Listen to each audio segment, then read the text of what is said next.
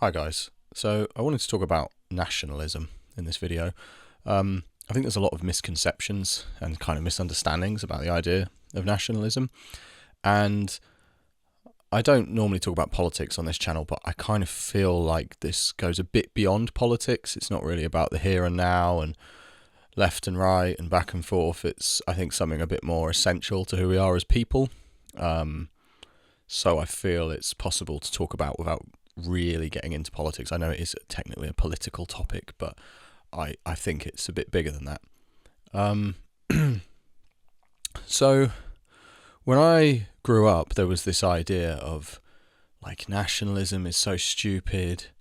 Why should you be proud of your country? Why should I be proud to be British? And I should note that that was a fairly selective thing. So nationalism was perceived as stupid when you were showing pride to be British or English, but we didn't really apply that same scrutiny or logic to people from other faraway countries that were proud of their country. And I always thought that was kind of odd as a kid. Like if you meet someone from, Egypt or from Japan or from somewhere else and they're really proud of their country, we always respected that and thought that was a good thing. But in Britain, being proud to be British was always seen as bad, and in general, being proud to be typically from a white Western nation was seen as bad, and it did depend on the status, the relative global status of that nation as well. Not really on the kind of moral worth or the history of that country in terms of their actions, although that was often stated as a factor, but I think more just on the status of those countries. So, for example, to say you're proud to be Irish would be considered okay. To say you were proud to be German would depend on the context, but to say you were proud to be British was, generally considered wrong and a bad thing. And rather than there would be two arguments. There would be the kind of specifically getting into British history and being quite selective about that, or there would be this kind of postmodern idea, like I was just born here. Like why should I be proud? I'm not. This is just I didn't. What does this mean? What does it mean to be British? And this is just a place I was born, and like I didn't do anything. Why should I be proud of something that's not anything to do with me? All of this. And again, those were very selectively applied, right? And I think there was a level of brainwashing there, but I do think there's also, you have to factor in just kids and teenagers are like rebellious. So even in other cultures where they have more of a healthy sense of pride in their culture, in their history, in themselves, it is quite common when people get to a certain age, probably between the ages of like 12 and like, through their 20s, like they become a bit more kind of, they might rebel from their religion, their religious background, or they might, whatever their country is that they're from, that does happen. But even when that happens, typically when that happens, I think that there is more of a sense of pride there's more of a sense of loyalty or love or pride, even if it comes with, this background I'm from is horrible, this religion I'm from is bad, or I don't really like the country, the policies of the country that I'm from. There is still a feeling of these are my people and this is who I am. Whereas in Britain, it's gotten to the point with some people, particularly I would say obviously in like the kind of like liberal elite and more middle class people, it's gotten to the point of there's almost nothing in some people in that regard. And the thing is, those postmodern arguments, I mean, the historical arguments are like highly selective. The historical arguments against why you should be proud to be from a specific place, they're highly selective, and they could go on. You could do that about any place, not just any country, but any region of any country, and you could say this place belonged to this tribe who took it from this tribe, and this thing happened here, and these people did this, or the only reason they didn't do this was because they were unsuccessful in doing so. If they had had the power, here's what they would have wanted to do. You could go on forever, and it's just it's not typically very fair or even-handed. So I don't think that those kind of selective historical arguments against nationalism in specific places is really, it's not worth for me getting into in this video, and that does also become more precisely political than I would care to get into on this channel. But the kind of more philosophical idea, I guess, of the more postmodern kind of philosophical idea, why, what's a country, why should you be, that's true, like really, it's true, in a sense, but that doesn't mean it's a good idea or that it's right or that that's how we should think. The example I use is family. You are born into your family. You don't choose your family. Most of us don't have the best families. Like, on average, well, they're just average, but, I'd say most of us can acknowledge in our more sober moments, like, our family could be better. There's very few people, I would say, who think my family are perfect. And if you do, and they really are, then that's weird, to be honest. Most people have, like, some level of dysfunction in their families. They have family members who they don't particularly like, although they tend to love. And it takes a lot of wrongdoing for you to no longer love a family member that you grew up with, so that happens definitely, but usually they have to do something quite bad. It's very common to not like them, I think. I have family members who I wouldn't say I like that much, to be honest, but they are my family, and that's the family I was raised in. That's an inexorable part of who I am, and that's all I have. That's the family that I have, and I will always care about them and love them and support them, and I know that that's where I came from. This isn't logical in the very kind of, in the modern sense of logic, in the just looking at what's right in front of me now, what can I see and explain and robotically compute. It's not necessarily immediately logical. You could go, oh, well, there might be a group that suits you more over there. There might be another family over here that suits you more, and these people were mean to you when you were a kid, so why should you have any loyalty to them, and why should you? Because that's what we do, basically, and that's like the fabric of our society, and it doesn't have to make complete robotic, logical, kind of like consumer capitalist sense to us. It doesn't have to be something that we can instantaneously compute as 100% efficient and everything. It's just what we do, and if we cease to do that, we can all kind of see, for the most part. I mean, some people might be this far gone where they genuinely think, that we should just like dissolve the idea of a family. But most of us, I think, can see why it's important that you're born into a family, and for better or worse, that's kind of just your family. And of course, there are extenuating circumstances where that might just be completely untenable. Or they might genuinely be really terrible people. Obviously, some people experience like terrible, unthinkable things at the hands of their family, and it ceases to really be a family at that point. But for the most part, we can all see that even if you don't really like them, they are your family. And there is this concept of like defooing, which is when you separate. Foo is FOO, family of origin, where you kind of separate from them. And people, and sometimes that may be the correct thing to do, but broadly speaking, even if the concept of family is being attacked and diminished and belittled in certain ways, most of us do still accept the idea of family. With nationalism, we have trouble accepting the same thing, accepting that this is, if you're, I'll use Britain as an example because that's where I'm from. If you're British and you hate Britain, that is still part of your identity, and you grew up there. It informed your humour. It informed everyone you know is from there. Assuming your parents are from there as well, then you were raised by people that were from there.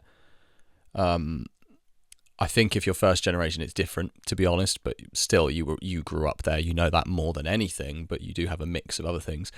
But your primary socialization came from people who were from there, and it informs your sense of humor, the way you speak, your accent, the music, the history, the culture, the food, the way that you are. There's a reason that you aren't, if you travel to the other side of the world, no matter how much you say that you hate where you're from, if you travel to the other side of the world, you will most likely see that people behave quite differently to you because they grew up in a different environment and they have a different nationality. And that doesn't mean that your way is right or their way is wrong. It just means they have a different nationality to you. And on a human level, on an individual level, we find it easier, I think, to not only accept these differences, but to accept the importance of these differences. So we have some people who are, really into certain things. Some people are really into sports. Some people are really into music. Some people are very quiet. Some people are very talkative. People family members, friends. And we find it easy to accept not only that they're different, but that it's important, it's a good thing. We don't want everyone to be like us. So just because you are a certain way and you're really into like sports and you're an introverted person, that doesn't mean that you want everybody to be into sports and be introverted. It doesn't mean that you think you are inherently superior because you have those traits. But you still understand that it's important that you are not the same as everyone else, and that it's a good thing that there are differences between you and others. So it's being able to see both sides of it. And if the point of travel is to experience a different place, different culture. It's not just to experience a different place geographically. I mean, it might be. You might go just for the geography. But generally speaking, when you travel properly, you're not going somewhere just to see people who are identical to you and a culture and a history that's identical to yours with different scenery. That would still be cool. I mean, if you saw amazing mountains and all of this stuff, but generally speaking, it's interesting to go. You want people to be different when you travel. You want them to be. You go to Japan, you want Japanese people to be Japanese, and of course, again, that's not totally rigid. You don't need or want them to all be very specifically, stereotypically, exclusively Japanese. You don't give a shit if some people are, different, they defy the norms, or they might even be very similar to you. They might be Anglophiles. They might say, "Oh, I wish I was from where you were from," or whatever. That doesn't matter either. But broadly speaking, yeah, you'd like to think that they're all Japanese, for the most part. So there's a lot of reasons. I think there's a lot of reasons people have turned on this idea, and there's also a lot of, as well as valid reasons, there are also some of those things are also used as kind of battering rams against the idea. So one example that comes up a lot when we talk about nationalism is the Nazis and Adolf Hitler. With the Nazis, I think is more appropriate because it wasn't just one person, it was a whole group of people. I think saying it was Hitler implies it was like this freak occurrence, like this one-off like freak occurrence, rather than something that can happen and something that is kind of in people and something that people have the capacity for on a wide scale. Like it's not like Germans are uniquely, predisposed to that. We have to accept at a certain point, that things can change quite quickly, and people, the way we're organised, can quickly become a very toxic thing if we're not careful. The way that we organise ourselves as societies, but people often use World War II, the Nazis, the Holocaust as an example of why nationalism is bad, And it's not. It's the complete opposite, really. It's an example of why nationalism is important. Reason being, what they did, which was obviously terrible. Imagine if we didn't have nationalism, i.e. if you don't have nationalism, it's not long before you don't have countries. You can't have countries without nationalism. There's no point. You can't have, it's an inherent part of having a country is having some level of nationalism, some national identity. So imagine we didn't have that and we had a global world order, a global government, which in many ways we do, in my opinion now. We're a lot closer to that than we were, at least.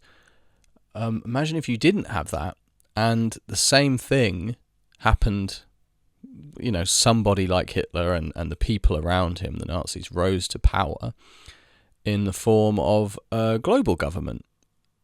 There was no one to stop them. There was no wars to be fought over it. They could do whatever they wanted. So this, much like between men and women, the differences between men and women provide some natural equilibrium, some checks and balances against each other, and they women keep us in line and we keep them in line, I think, what I know. And it's important that men and women are different. That balance is that's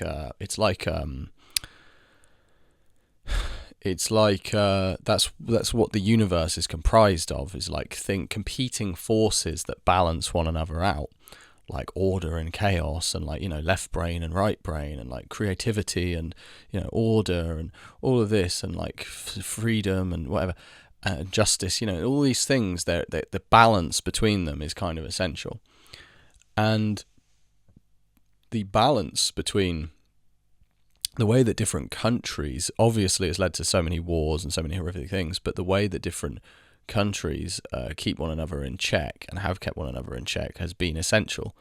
There are so many people throughout history who have had so many of these dictators you think of who other countries have been in wars with, who've committed huge atrocities.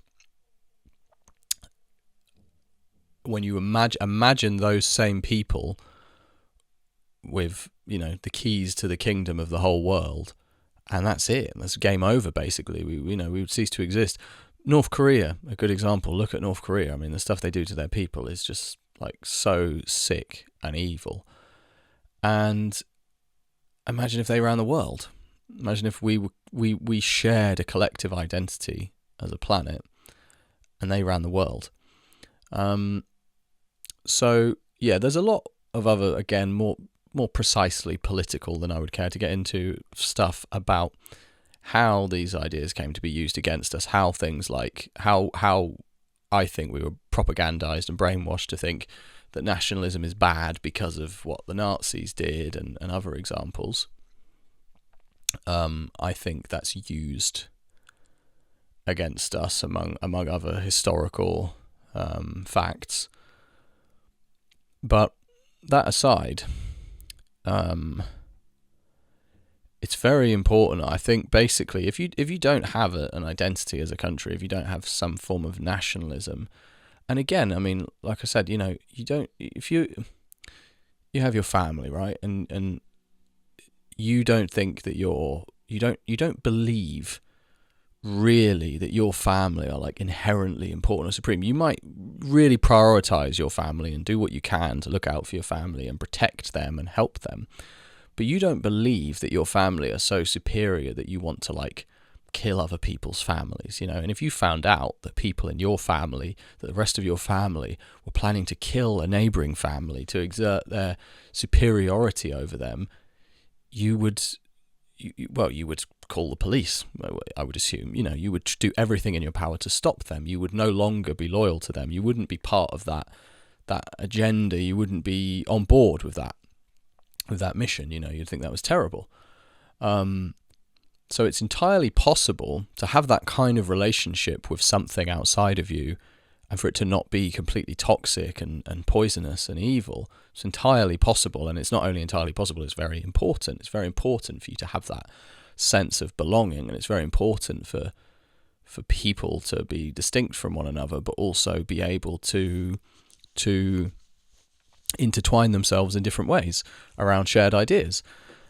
And besides family, like nationality is like pretty much, well, maybe religion is bigger, but they're pretty much, the main ones. And it's whatever the place is that you're from. I think it's really important to love it, and to love something or someone. It doesn't mean to do it blindly, because real love is not blind. It's lust is blind. I think infatuation is blind, but real love is not.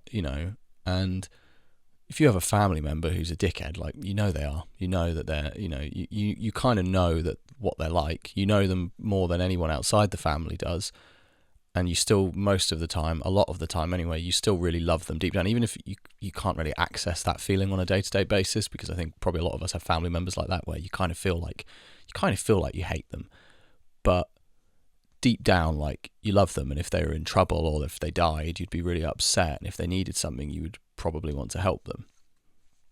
And that doesn't mean you're oblivious to what's wrong with them. It doesn't mean that you think that they should be given special privileges, or you think they're more important than other people. But you're their family and they're yours. And I think rather than being told that there's two ideas, you can either be like, a Nazi, or you can just be like, what is a country, man? Like, who cares? Britain's bad anyway. There's a very healthy middle ground, I think, between those two things, and it's extremely important. Like, I believe it really is extremely important. If you don't have that, and I think England, particularly England, not so much Britain, because they have a fairly strong identity in Scotland, and that's being eroded, but they do have, I think, a fairly strong sense of what it means to be Scottish, and we have it in many places in Britain, but societally it's kind of I think it's in some ways I think we've lost it more than anyone, and I think we're a good kind of a bad experiment in this, but a good example to use. Like London, it's a place, but it's not a city. It's like an economic region. It's like a commercial center. It's like an anonymous commercial center. It's like orphaned. It doesn't mean anything. The ideals now that are promoted of London are, and again, I'm really not trying to get into culture war stuff. I'm looking at this more from a philosophical point of view, but it's hard to avoid kind of stepping on toes in that regard. But the ideals of London are promoted as multiculturalism and diversity. Now, of course, those can be, particularly when they're done correctly, and if you go to specific parts of London, you'll see that diversity exists in some places, but in other places it's like pockets of, it's not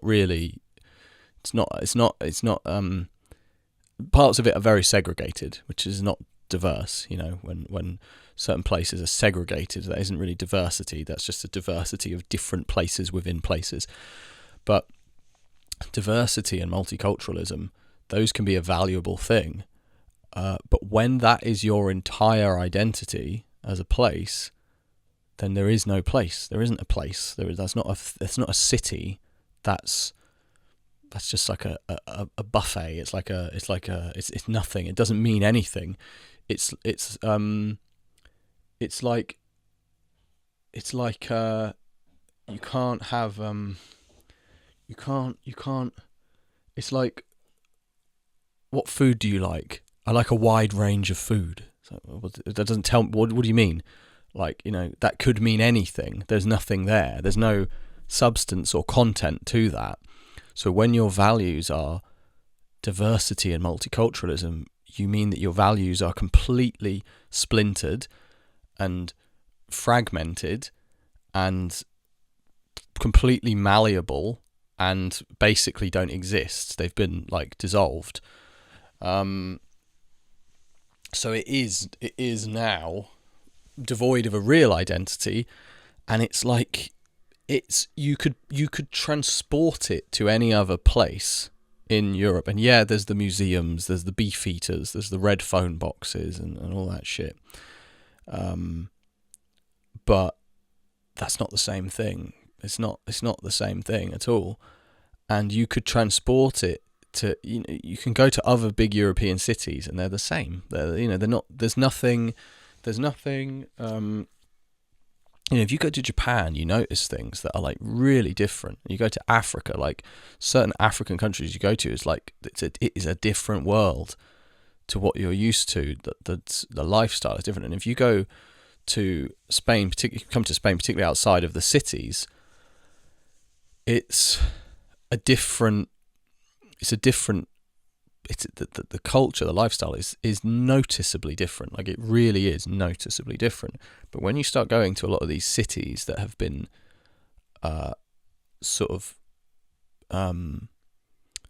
pigeonholed as, where our identity is diversity. Our identity is having this shapeless, formless kind of myriad identities thing going on. It just means nothing. We and people talk about it a lot from an economic point of view. Talk about these things from just purely from an economic perspective and a very sort of bean counting, numbers and charts kind of point of view, and that doesn't mean anything if you don't have a country. Like, people will say, "Oh, but the economic this, or this will happen if we don't, and there will be this consequence," and like it's a business, like it's like we're trying to win, like we're trying to tick boxes meaninglessly, regardless of if we lose literally the essence of who we are.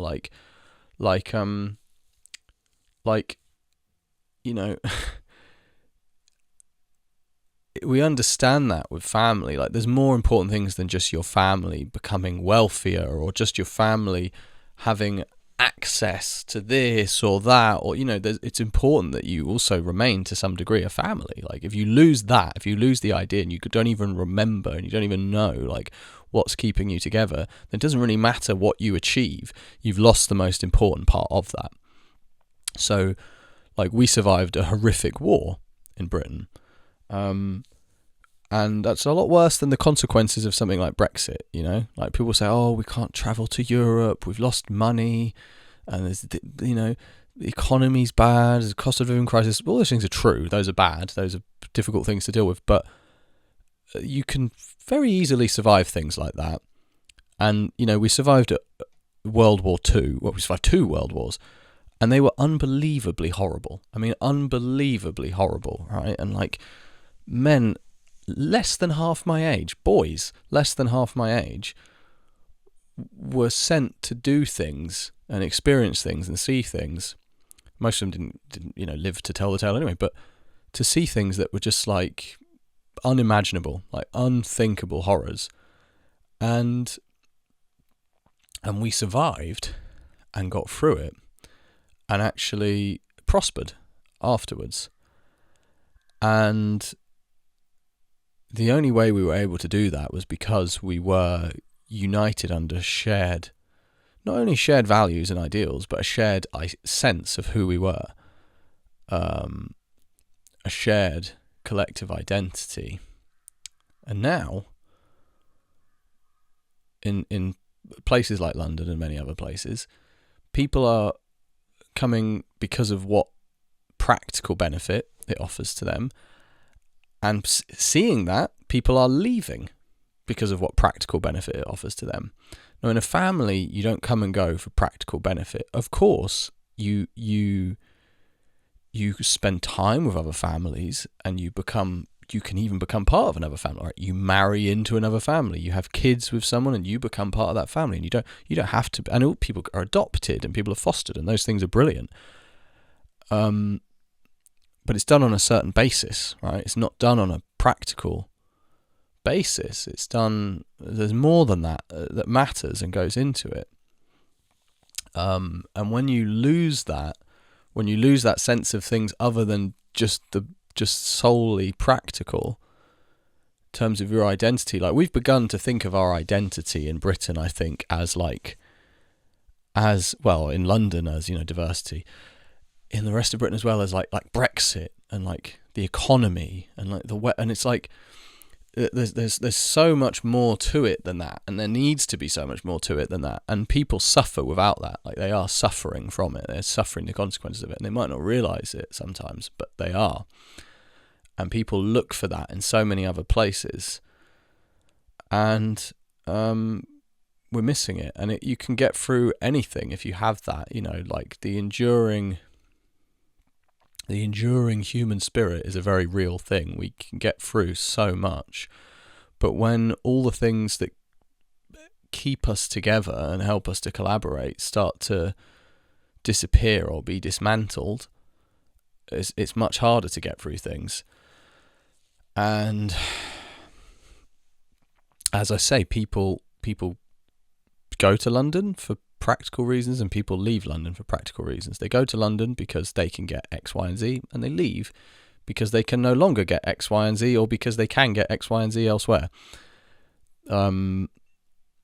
It's nothing to do with London as an idea. It's to do with London as an opportunity. And maybe some of it, some people go genuinely because they think, oh, it's cool that it's, so diverse and stuff. And as I was saying on that, like those can be a really valuable part of a place. That can be a great addition to a place, a great aspect of a place. Really good. That can be, particularly when managed properly and done properly, because it's a blanket term, Again, it's like you're saying variety of foods. Well, what foods are they? Because if that variety of foods is like, plain unbuttered white bread and raw garlic cloves and I don't know what's a bad food, fucking sprouts, whatever it is, sour jelly beans. It's like, right, well, I don't want to eat at this restaurant, really. I'd rather go to a place that just has one food that's done well. So it matters also, like, what kind of variety are you talking about? Variety is not. It's just as a neutral term. Like diversity, it's essentially a neutral thing. It doesn't convey anything positive or negative. It's a way of quantifying things. So yeah, like it can be an aspect, a beneficial aspect of something, but in and of itself, like for the most part, it might be for some people a reason that a particular region is a good place, but it's not really a real place. It's not a real city. It doesn't have a real identity anymore at that stage. So. Yeah, I wish young people had a different idea. I think you can. I understand why. When I grew up, like I thought, like when I saw a Union Jack flag, I thought like, this is like why has this person got a Union Jack? And in the back of my mind, to be honest, I assumed like when I was a kid, like I'd see a St. George's flag, and I'd be like, this person's probably like racist. And they're probably stupid and stuff, And we never had the flag anywhere in our house. And I think it's generational as well, because my dad is like from like the sort of boomer generation, And so, hang on one sec. Oh my god, so annoying. My girlfriend leaves the door open all the time. I just hear her eating soup or something, and hear them fucking plate dinging. Yeah, but it's a good thing anyway, because if I run these for too long, the audio and video start to go out of sync. But yeah, I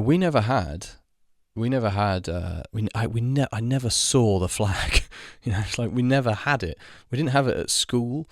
we didn't. Yeah, you saw the flag, particularly during football. Obviously, during like sports, you see it. But generally speaking, yeah, we didn't have any kind of relationship to England or Britain, and it is generational, because my dad's generation were the first ones who changed a lot of things, let's say, and I think that they were pretty thoroughly convinced that the things that they changed were for the better, and that everything they did was brilliant, and that ideologically they could do no wrong, and that they made the world a brilliant place regardless of what the evidence might suggest, and regardless of whether or not people's lives are better. They kind of decided, they had this thing that there was, their ideological beliefs were above most things. They weren't necessarily above their own needs or wants or desires, but aside from that, their way of looking at the world was it, and they had the answers, and they'd figured everything out, and that was that.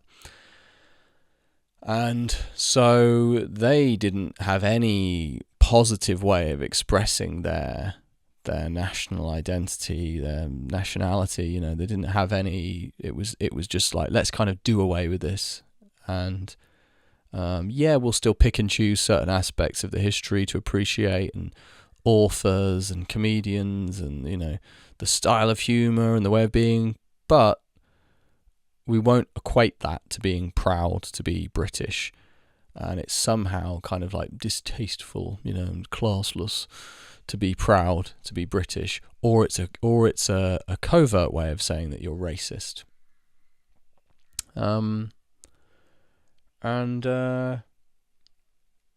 It's very sad in a way, but it's normalised. So it didn't occur to me how weird that was until recently.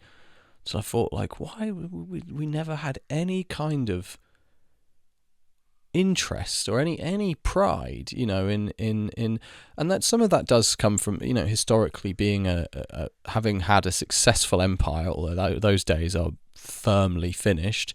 Having had a successful empire and all that, yeah, it kind of makes sense. You don't need that as much anymore. You don't need to hold on to that, maybe, so you suddenly, but that shouldn't matter. And things change in that regard very quickly, and they have changed very quickly for us, and we need more than ever now to have a positive sense of who we are.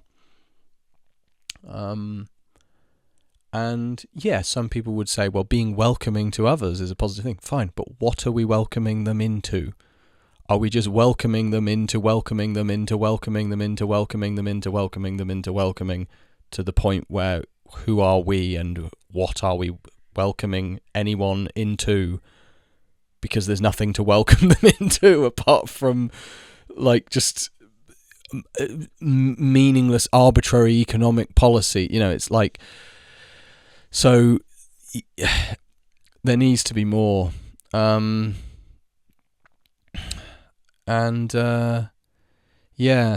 I kind of, people will look at the downsides, right? They'll look at, like I know someone who lives in Poland, and he's not from Poland, he's from a different country, but he's from Poland, and his kids have grown up most of their lives there. I think they were born there, or they moved there shortly afterwards.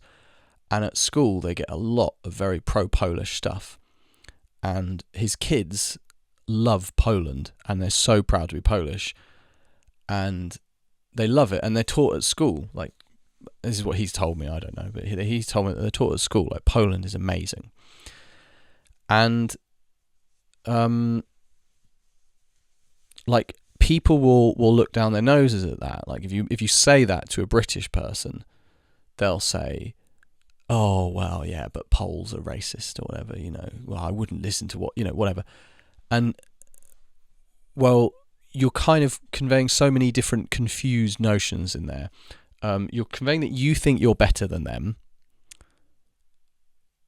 for their nationality, but you're also saying that they're wrong to have any sense of healthy pride in their nationality. So it's a very muddled response that we have to it that contradicts itself. It doesn't really make any sense. And in reality, yeah, if someone goes out and is actively racist or mean to someone, then that's bad. But the aspect of being proud to be Polish and thinking that being Polish is brilliant is completely fine. And they're not teaching them at school. They're not giving them, Third Reich-esque propaganda about, their inherent genetic superiority as people, and how, they're not. It's not genocidal. And even if you think some of it might be incorrect, or it might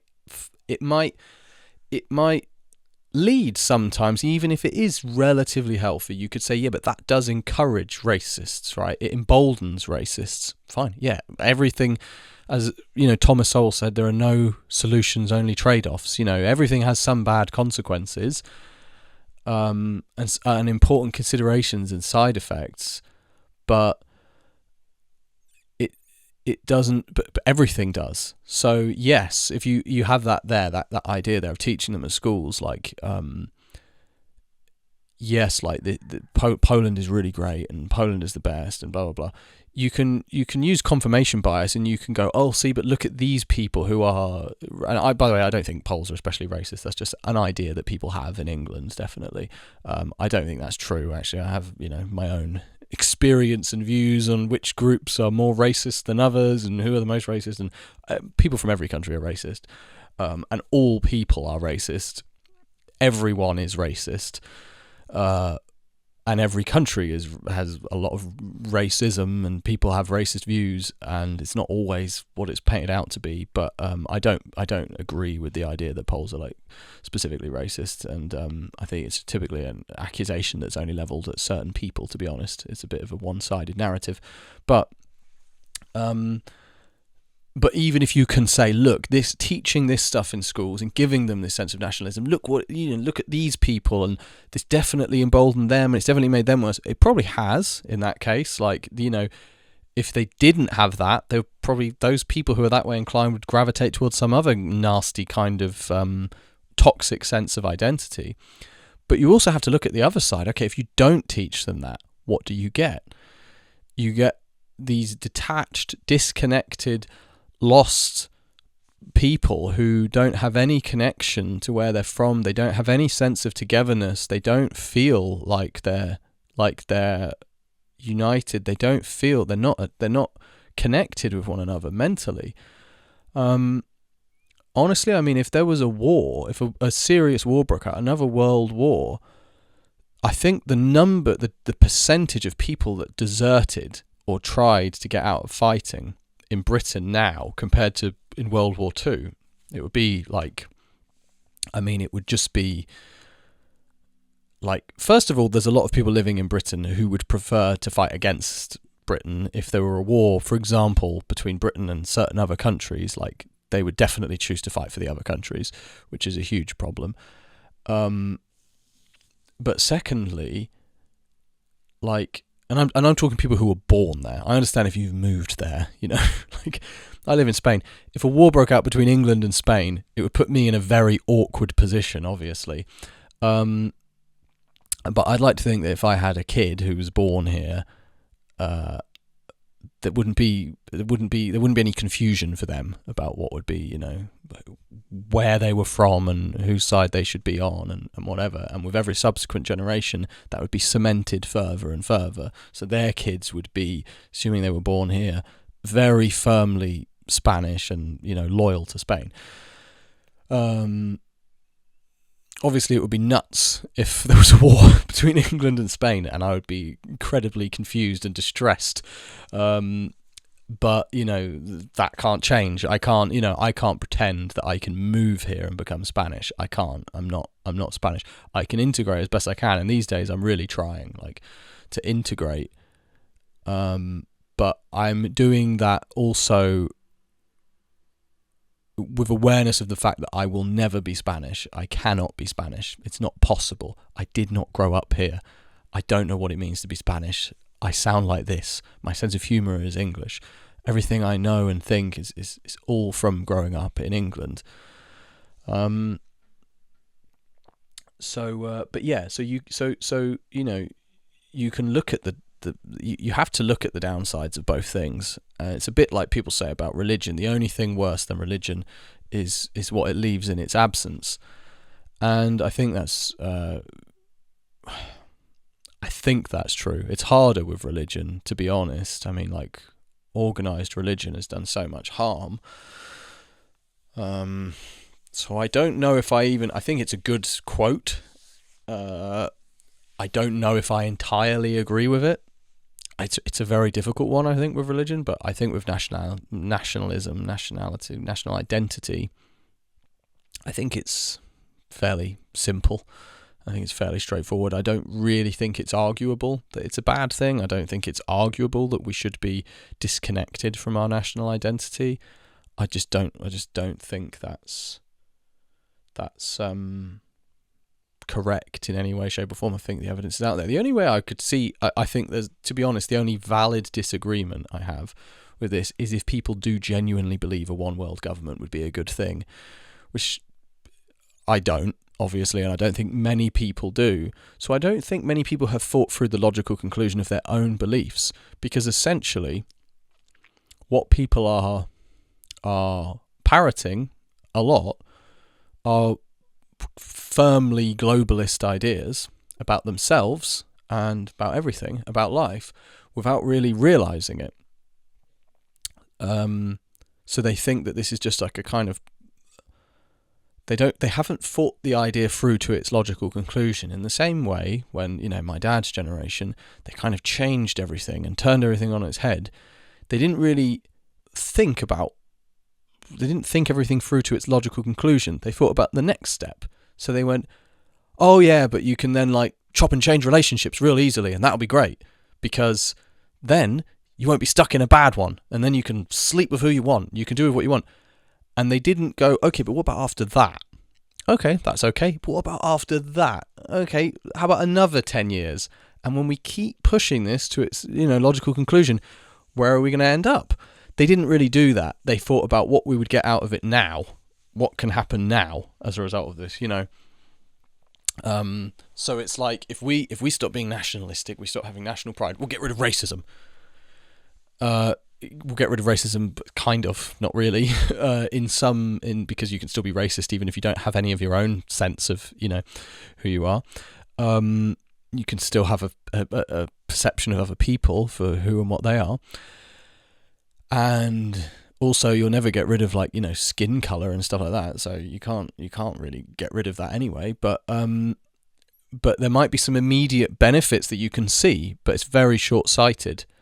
So I think, but whereas, same with family, right? You can say, okay, so we get rid of the idea of the family. Then kids who grow up and don't fit in with their families, like who don't suit their family, who don't get on well with them, who are it could be even they're physically very different, or they're mentally very different, or they have very different tendencies, behavioural tendencies. They don't suit their family. We could go, if we do away with the idea of family, and people are able to kind of choose, there's some selection process or some kind of thing we can do, some statistical analysis, some kind of way we can use AI or something dystopian and demonic like that to select our families, then these kids wouldn't be stuck with these families that don't suit them. But we all know, we'd say, no, hang on, we're going to really lose something here, and this is just not going to work. We've been living this way for, millions of years in family units, and it's just not going to work doing that. And in the same way, people try to change lots of things, like with relationships. Look, maybe some people can get by in these like thruples and quadruples, but I think really, I think the case is closed on whether or not that works for the most part. Largely, broadly speaking, I think it's fairly clear that having, 4 people in one relationship, or, having multiple boyfriends and girlfriends, it doesn't typically work very well. And that the way that people have organised themselves for a very long time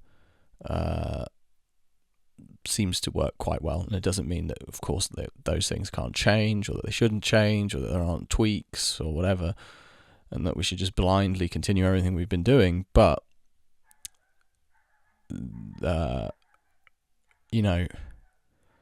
couples work quite well, I think, basically, and families work quite well, and countries, whether that's back when we were tiny tribes and villages, and then when we, I think, kind of unfortunately expanded, really, because there's too many people now. I think the countries are just too big, but it's kind of how it has to be. Whatever, you had yourself, your immediate family, your extended family, and then whatever kind of larger thing you were part of. And that's just how we've organised ourselves for so long. And the idea that we can kind of do away with this so quickly in such a short space of time without any mind for the consequences or what's coming further down the line. So you can hear that dog barking, by the way, man. They leave him locked out all day. He was out, it's winter here, really cold. He was out at like 1 a.m. the other night. He's a tiny little dog. One of those little, Dogmatics from Asterix type dogs.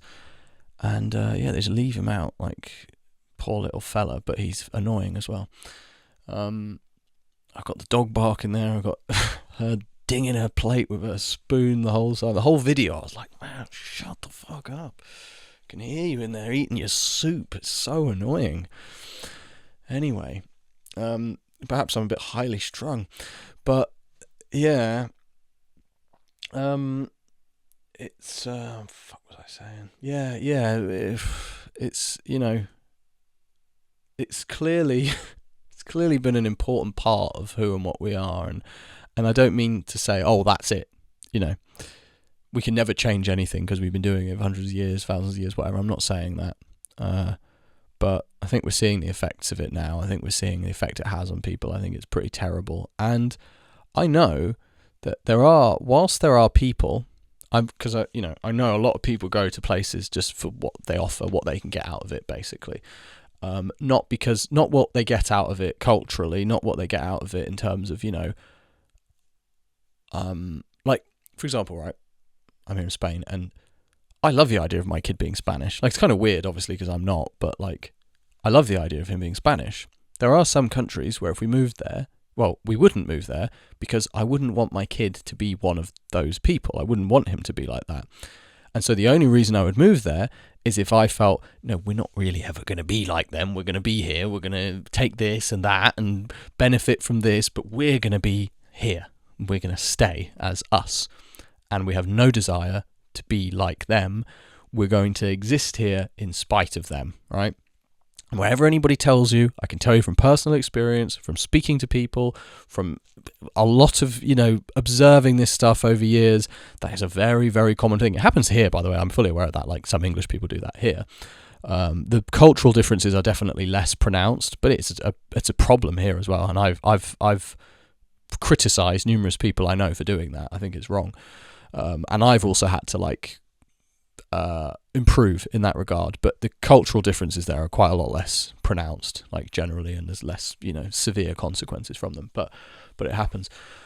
But yeah, it's I like the idea, like, would raise a kid here, and he would have an experience that I wouldn't have. He would look at me like I don't understand, and I like that in a way, because I'll still be connected to him as a family member, him or her as a family member, hopefully at least one him, and I will,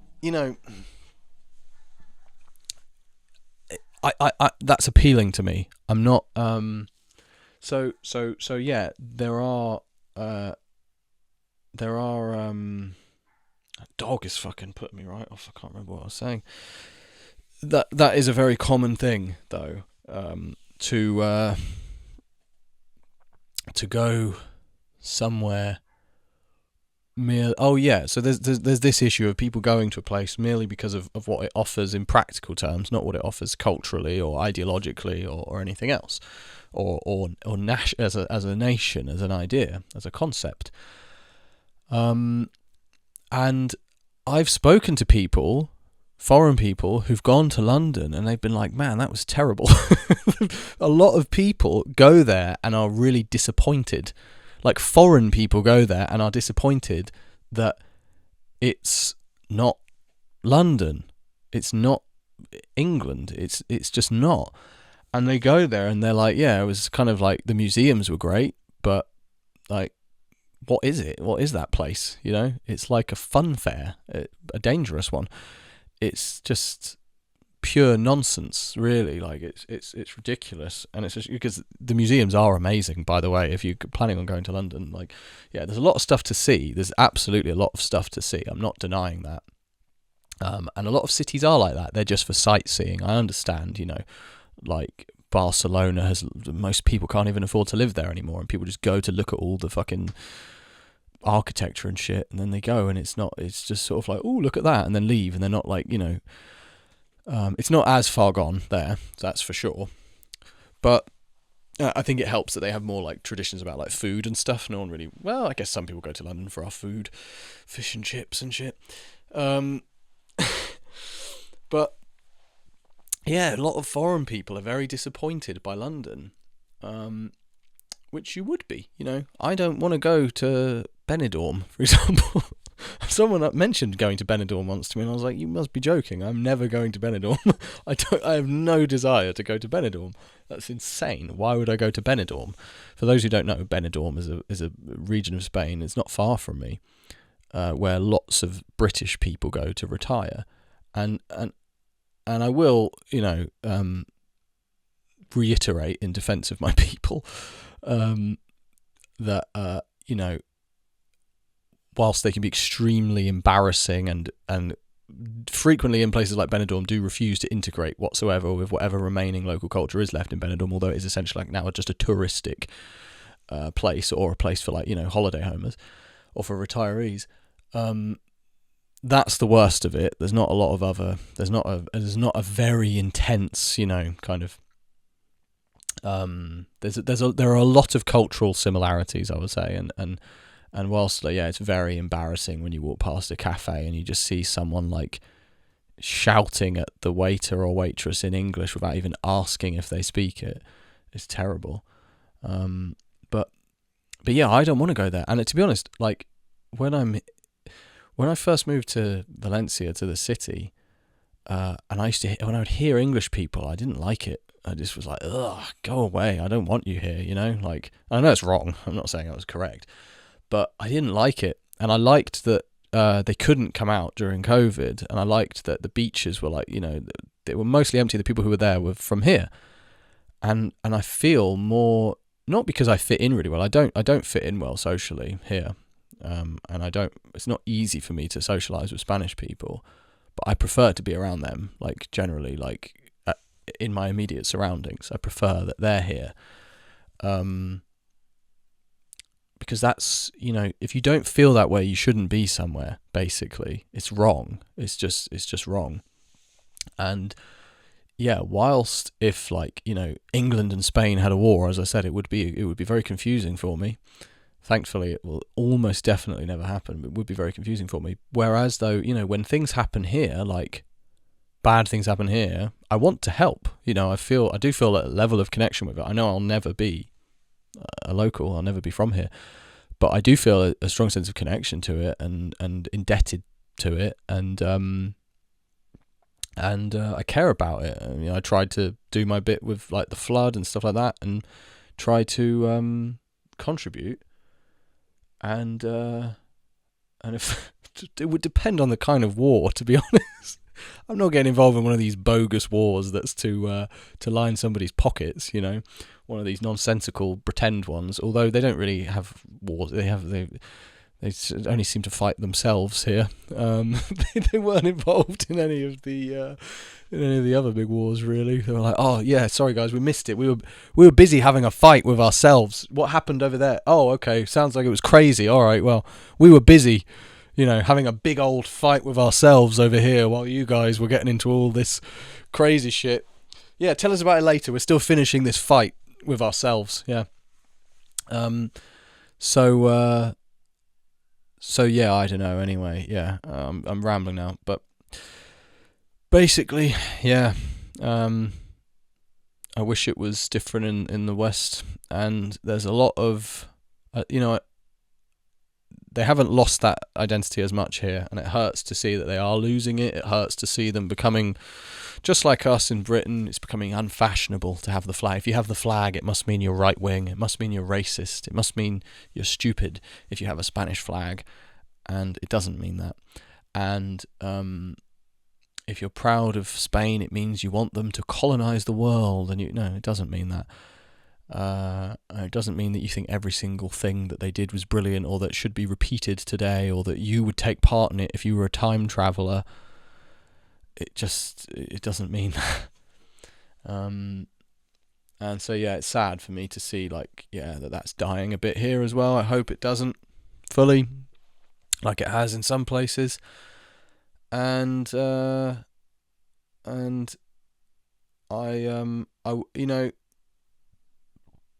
wish people who claim, it's people who claim like to forget it. I don't want to get too political, and I know this has been somewhat political, but I don't want to really get into like the nitty gritty of it, because it's just not what this channel is really about. I would have another channel for politics, but I would get that channel and all my other ones taken down eventually, and it's not worth it. And I would get into it on one of the YouTube alternatives, but they're they can be very unpleasant, and I don't like social media apps really. They have a bad effect on my brain. I've gotten off X, Twitter, because it was just it's too much, man. It's too much. I appreciate that it's a place where you can actually speak your mind, honestly. Like, I appreciate there is a place where people can actually talk about things about... even doing videos like this, which I think it's fair to say I haven't said anything remotely offensive in this video, and I've been quite careful with my words, but it's a feeling like even like this, like, you still feel you have to be so careful with your words on YouTube and stuff, and it's horrible. But it's my favourite platform, and so anyway, that's all, guys. Thanks for watching. Would love to know your opinions on it. I will still be careful with my words in the comments and stuff, so if someone has any strongly differing opinions or any hostile viewpoints to express, I might not be able to fully articulate myself in the way I would like to, because of the nature of YouTube as a platform, and it's the censorship therein. Alright guys, anyway, thanks for watching. Take care. Hope you're all doing really well. Bye.